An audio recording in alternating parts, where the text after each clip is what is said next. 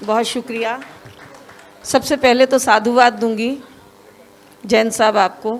आज तक आप नोटों में रहे और रिटायरमेंट के बाद अब आप लोगों में रहेंगे। वाह वाह।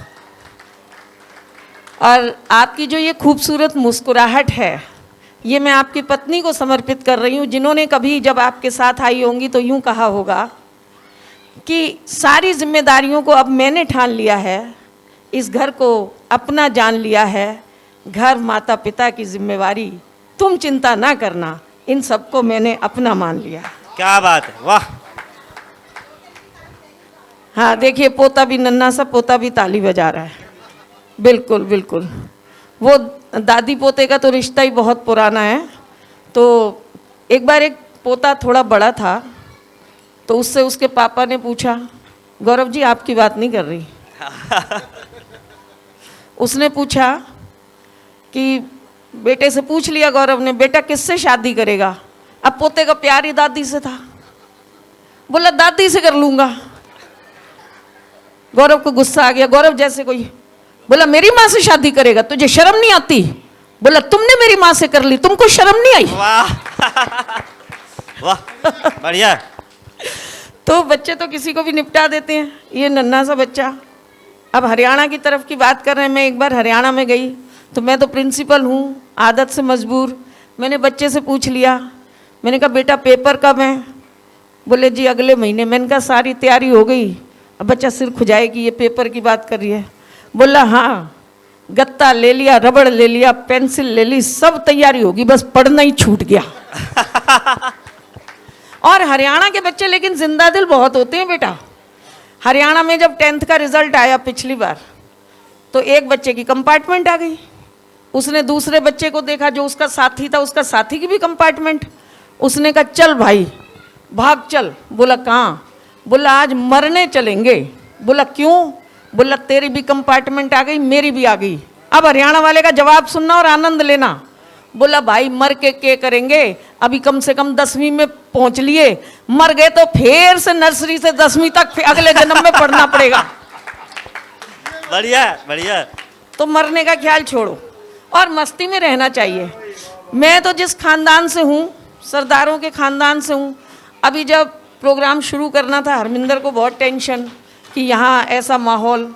दीपक को भी शुरू में टेंशन थी, लेकिन दीपक इतने अच्छे संचालक हैं, आप सबने देखा कि वो हर रंग में रंग बना लेते। एक बार जोरदार तालियां दीपक के लिए। वाह बहुत अच्छे। लेकिन मैंने बिल्कुल टेंशन नहीं ली। आपने देखा मैं खाने पीने में लगी थी, टेंशन नहीं लेती। मैं तो जिस खानदान से हूँ, 10 साल तक देश की गद्दी पे हम चुपचाप बैठे रहे, हमने टेंशन नहीं ली। वाह बढ़िया बढ़िया। जब बिना बोले हमारा देश चल गया, हाँ।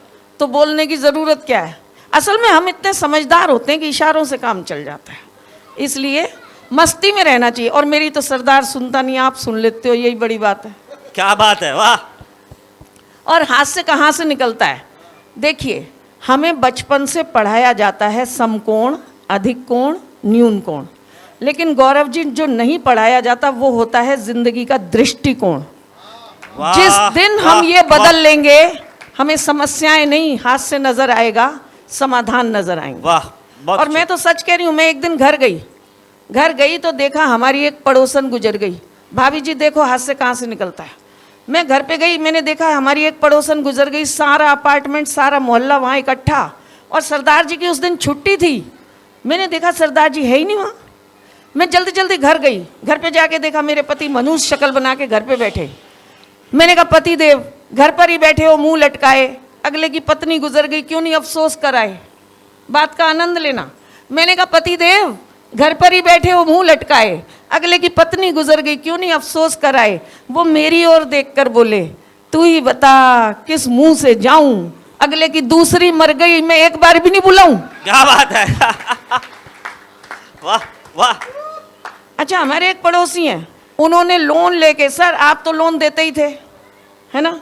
वैसे बैंक वाले बढ़िया लोग होते हैं। और टेंशन तो बिल्कुल नहीं लेना, बैंक वालों के सामने कह रही हूँ। क्या करना है टेंशन लेके? कार लो, बंगला लो, लोन लो, निकल लो। टेंशन क्यों लो? और क्या। अच्छा, हमारे एक पड़ोसी हैं, उन्होंने लोन लेके कार ली, लेकिन वो लोन की किस्त दे ही नहीं पाए। तो जैन साहब ने किस्त नहीं दी तो क्या किया, उसके घर पे बैंक वाले भेज दिए और वो गाड़ी उठा के ले गए, क्योंकि लोन जिस चीज़ का नहीं चुकेगा तो वो सामान वापस हो जाता है। अब पड़ोसियों की कार उठा ली बैंक वालों ने, और मनुष्य शक्ल फिर मेरे पति की। मैं कहा सरदार जी कार ते पड़ोसियाँ दी गई, मनुष्य शक्ल क्यों बनाई? बोले तू नहीं समझेगी। मैं कहा आप ही समझा दो। बोले देख अगले ने लोन लेके कार ली। मैं कहा हाँ जी। बोले लोन की किश्त नहीं दी। मैं कहा हाँ जी। बोले जैन साहब ने बैंक वाले भिजवाए, कार उठा के ले गए। मैं कहा हाँ जी। बोले काश मुझे भी पहले पता होता, लोन लेके शादी करवाता, किश्त नहीं चुकाता। बढ़िया है। 4 दिन पहले मेरी और मेरे पति की हुई जोरदार लड़ाई। पति ने भगवान को गुहार लगाई, बोले हे भगवान तंग आ गया हूँ ऐसी पत्नी से, तू मुझे उठा ले। मैं कौन सी कम थी? मैंने कहा हे भगवान मैं भी तंग आ गई इस पति से, तू मुझे बुला ले। पति बोले भगवान जी मेरी एप्लीकेशन छोड़ दे, पत्नी की लगा ले। हम दोनों पति पत्नी इसी तरह लड़ते झगड़ते जिंदगी गुजार लिया करते हैं। हम दोनों एक दूजे से नहीं, उस ऊपर वाले से डरते हैं। वो जैसे चाहे डुगडुगी बजाता है, वो जैसे चाहे सबको नचाता है। सिर्फ और सिर्फ उसी के हंसाने से हंसती है ये दुनिया, वरना इस दुनिया में कौन है जो आज दूसरों को हंसाता है। वाह वाह, बहुत अच्छे। आप लोगों ने इतना खूबसूरत आयोजन किया। 2 पंक्तियां आपके लिए कि जो लोग हंसते और हंसाते हैं, जो लोग हंसते और हंसाते हैं वो मरने के बाद स्वर्ग नहीं जाते हैं। जो लोग हंसते और हंसाते हैं वो मरने के बाद स्वर्ग नहीं जाते हैं, क्योंकि वो लोग तो जहाँ बसते हैं उसी जगह को स्वर्ग बनाते हैं। क्या बात है, क्या वाह। तो बहुत आप अच्छे। सबको बहुत साधुवाद। और आप इतनी खूबसूरत साड़ी पहनकर बैठी हो मैम। अभी पिछले करवा चौथ पर क्या हुआ, पहले मैं आपको एक घटना बताती हूँ, फिर साड़ी वाली घटना बताती हूँ। अभी पिछले दिनों हमें बेंगलोर जाना था, तो हम एयरपोर्ट पर गए। अब एयरपोर्ट पर तो कुछ समय जल्दी पहुँचना पड़ता है, तो हम पहुँच गए। तो वेट कर रहे थे फ़्लाइट की, तो आगे की सीट पर 2 बच्चे बैठे थे। एक बच्चे ने दूसरे बच्चे से पूछा तेरा नाम क्या है? बोला नहीं मेरा नाम है ब्रह्मज्योत। तेरा नाम क्या है? दूसरा बोला मेरा नाम है जसप्रीत। दोनों ने हाथ मिलाया। पहले ने कहा कहाँ रहता है? बोला मैं साउथ में रहता हूँ। दूसरा बच्चा बोला वेरी गुड, हाथ मिला, मैं भी साउथ एक्स में रहता हूँ। पार्ट 1 या पार्ट 2? पहला बोला पार्ट 2। दूसरा बोला वेरी गुड, मैं भी पार्ट 2 में रहता हूँ। मकान नंबर बोल। बोला 3/3 फर्स्ट फ्लोर। दूसरा बोला वेरी गुड, मैं भी 3/3 फर्स्ट फ्लोर में रहता हूँ। आजा गले मिल ले। आपकी तरह वहाँ बैठे भी लोगों को टेंशन हो गई।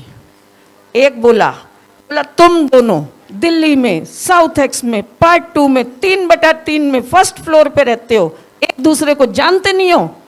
बच्चा बोला अंकल आप क्यों टेंशन ले रहे हो, हम दोनों तो भाई भाई हैं, टाइम पास कर रहे हैं। बहुत अच्छे, बहुत अच्छे, बहुत अच्छे। और तालियां तो इस बात पर बजाओ कि वो दोनों बालक जसप्रीत और ब्रह्मज्योत मेरे बेटे थे।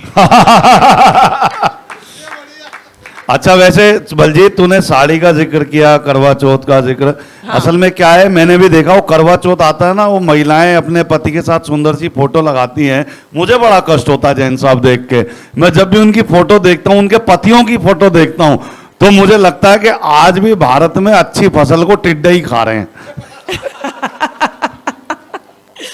अच्छा मैंने तो अपने पति से कहा ये जो पति नामक प्राणी है ना, वैसे ये भी बड़े अजीब हैं भाभी जी। मैं तो एक चैनल पर इंटरव्यू देने गई, तो वहाँ पर चैनल वाली जो एंकर थी वो मुझे बोली कि बलजीत जी आप बताओ अच्छा पति कैसा होता है। मैं जब तक बोलती हरियाणा की ताई आ गई, उसने मेरे हाथ से माइक ले लिया, बोली यो के बतावे। मैं बताती हूँ, अच्छा पति भूत जैसा होवे है। अब मैं भी चुप, एंकर भी चुप। फिर धीरे से कहा कि ताई आपने क्या बात करी कि अच्छा पति भूत जैसा होता है। बोली मैं बिल्कुल सही बोल रही हूँ, अच्छा पति भूत जैसा होवे है। ना जिंदगी में अच्छा पति देखा ना भूत देखा। बहुत अच्छे। तो इसलिए अब आप शांति रखो। और जो मैं कह रही थी करवा चौथ पे मैंने अपने पति से कहा, ये पति लोग कैसे टेंशन देते हैं दीपक जी। मैंने अपने पति से कहा, मैंने कहा पति देव साड़ी ले आना, कल व्रत रखना है। बोले तू तो एक काम कर, कोई व्रत मत रख, बस मौन व्रत रख ले। मैंने कहा ना मौन व्रत नहीं रख सकती, करवा चौथ रखूंगी, साड़ी लेके आना। और मैंने कहा आओगे तो साड़ी लेके आना। बोले साड़ी बिल्कुल नहीं लाऊंगा। मैंने कहा क्यों? बोले ये 7 अलमारियां तेरी साड़ी से भरी हुई हैं। तो मैंने कहा ये जो 7 अलमारियां मेरी साड़ी से भरी हैं, ये 7 अलमारियों की साड़ियां पूरे मोहल्ले ने देख रखी हैं। आप साड़ी लेके आओगे तभी मैं व्रत रखूंगी। शाम को पतिदेव घर आए, डर तो मेरा था उन्हें। शाम को घर आए, घर आते ही मैंने देखा हाथ में एक बैग था। मैं बड़ी खुश हुई कि आहा साड़ी आ गई। मैंने जल्दी से बैग लिया, बैग के अंदर से चेन खोली तो एक डिब्बा निकला। मैं बड़ी खुश कि डिब्बे वाली बढ़िया साड़ी आई।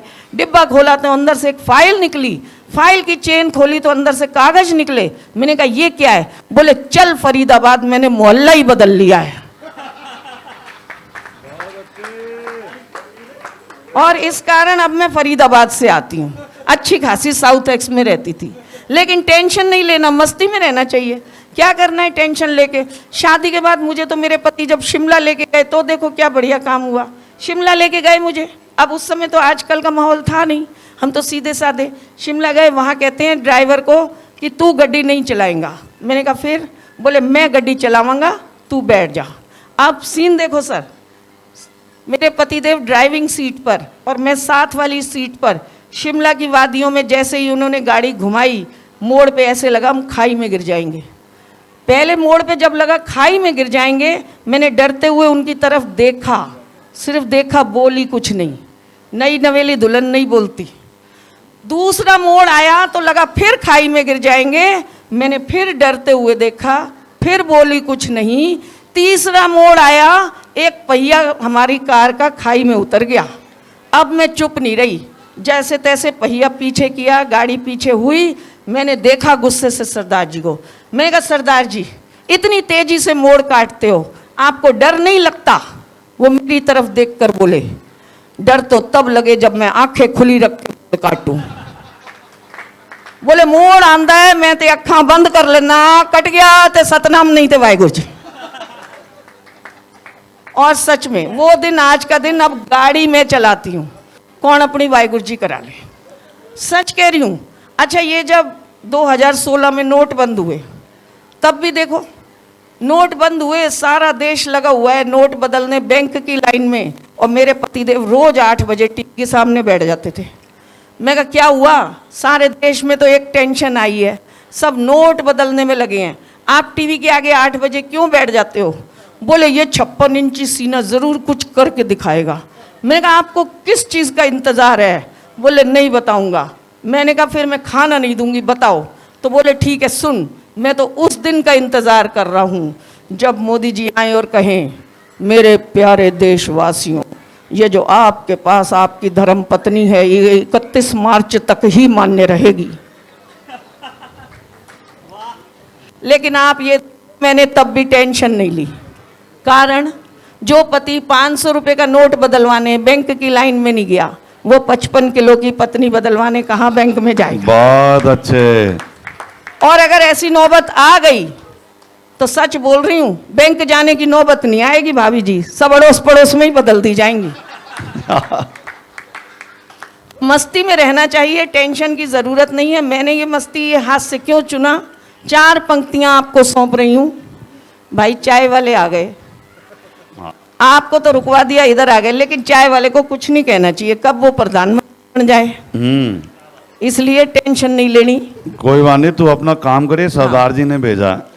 कोई बात नहीं, ठीक है। हमारा जब राज चल रहा था तब देश भी खा पी रहा था, इसलिए शुक्र करो ये दिन का कार्यक्रम है तो इसको शब्दावली को खाना और पीना कहा जाएगा। यदि यही सूरज ढले होता तो फिर पीने खाने में तब्दील होता। वैसे हम लोग भी ना कितने अजीब हैं। देखो युग बदल गए। पहले क्या होता था, लोग कहते थे, बड़ा वही फुल स्टॉप वाली बात है कि पहले लोग कहते थे कि लड़का खाता पीता तो नहीं है, कहते थे ना। आज उल्टा हो गया, आज ऐसे कहते हैं ऐसा लड़का है खाता पीता नहीं है। तो युग बदल गया, ये सब चलता रहता है। मैंने हाथ से क्यों चुना, 4 पंक्तियां आप सबको सौंपती हूँ। आप सब इतने मुस्कुरा रहे हैं, यही हमारे लिए बड़ी बात है। और जैन साहब एक बात ज़रूर कहूँगी कि अगर हमारे ये 2 हाथ किसी की मदद के लिए उठ जाते हैं तो ये हमारी तरफ से श्रमदान की श्रेणी में आता है। और अपने मंच की तरफ से कहती हूँ कि अगर हमारी किसी बात से अगर आप मुस्कुरा देते हैं तो डॉक्टर कहते हैं कि हंसने से खून बढ़ता है, तो हमारी तरफ से ये काम रक्तदान की श्रेणी में आता है। एक बार आप सब अपने लिए तालियां बजा दीजिए। जो और नई सूचना ये है कि बस 15 मिनट और आप ऐसे ही साथ बनाए रखें, उसके बाद भोजन। चलिए, मैं आपका ज़्यादा समय नहीं लूँगी। 4 पंक्तियाँ आप सबको सौंपती हूँ और 4 पंक्तियों के बाद उसके बाद स्थान, हाँ बिल्कुल स्थान दूंगी। 4 पंक्तियाँ ये कि मैंने हास्य क्यों चुना था गौरव जी। किसी को चाह लो तो चाहत हो जाती है, किसी को चाह लो तो चाहत हो जाती है, अपना बना लो तो आदत हो जाती है। मैंने जान लिया दिल में रहता है खुदा, लोगों को हंसा लो इबादत हो जाती है। और यहाँ पर जैसे एक माँ रूप में भी हैं, तो जब भी मैं याद करती हूँ इसके ऊपर, माँ के ऊपर इससे खूबसूरत पंक्तियाँ मैंने कभी नहीं मेरे पढ़ पाई। आप सबको सौंपती हूँ कि खुदा ने जब भी माँ को बनाया होगा, खुदा ने जब भी माँ को बनाया होगा, यकीन मानिए वो बहुत पछताया होगा। खुदा ने जब भी माँ को बनाया होगा, यकीन मानिए वो बहुत पछताया होगा। खुदा का काम था मोहब्बत, वो तो माँ करने लगी। खुदा का काम था बरकत, वो भी माँ करने लगी। खुदा का काम था दुआएं, वो भी माँ देने लगी। माँ को बनाकर उदास वो परवरदिगार हो गया। खुदा का काम माँ ने कर दिया, खुदा बेरोजगार हो गया। बहुत बहुत शुक्रिया, बहुत बहुत साधुवाद। धन्यवाद।